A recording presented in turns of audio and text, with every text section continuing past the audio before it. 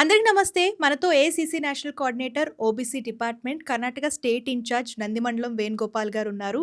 So, తెలంగాణలో municipal elections నగారా అయితే మోగింది. అండ్ మన సీఎం రేవంత్ రెడ్డి గారు కూడా ప్రచారం అయితే స్టార్ట్ చేసేసారు.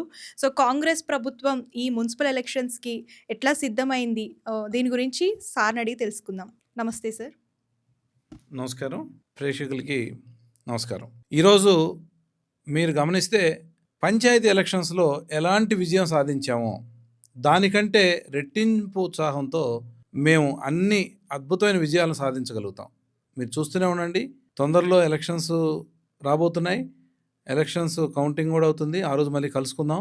ఎందుకంటే తెలంగాణలో ఈరోజు మా కాంగ్రెస్ ప్రభుత్వం చేసే సంక్షేమం, అభివృద్ధి రెండు కళ్ళలాగా ఈరోజు సీఎం రేవంత్ రెడ్డి గారు ఈ తెలంగాణని ఎంతో ఉన్నత స్థితిలో ఉంచాలి అన్ని రాష్ట్రాల కంటే అని ఒక కంకణం కట్టుకొని ఆయన అహర్నిశలు కష్టపడుతున్నారు. ఈరోజు ఎన్ని పార్టీలు అవాకులు చవాకులు పేలినా, ఎన్ని మాట్లాడినా మేము కంఠాబద్ధంగా చెప్పగలం, రేపు రాబోయే మున్సిపల్ ఎలక్షన్స్లో 90% పైనే మేము కైవసం చేసుకోబోతున్నాం. అలాగే ఇప్పుడు మేమిచ్చే సంక్షేమ పథకాలు, అందుకని సీఎం గారు కూడా ఒక స్టేట్మెంట్ ఇచ్చారు.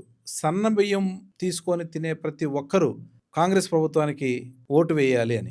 ఎందుకంటే తెలంగాణ ప్రజలు చాలా కృతజ్ఞతాభావంతో, అవేర్నెస్తో ఉండే మనుషులు. వాళ్ళు ఏ పార్టీ తెలంగాణ కోసం కష్టపడుతుంది, ఏ ప్రభుత్వం ఎంత అభివృద్ధి సంక్షేమ పథకాలని అమలు చేస్తున్నాయని తెలుసు.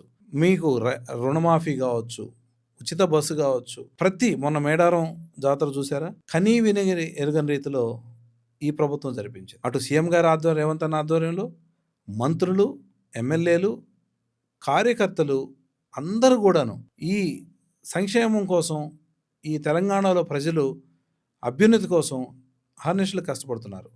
కాబట్టి వీరందరూ ఉత్సాహంగా ఉన్నారు.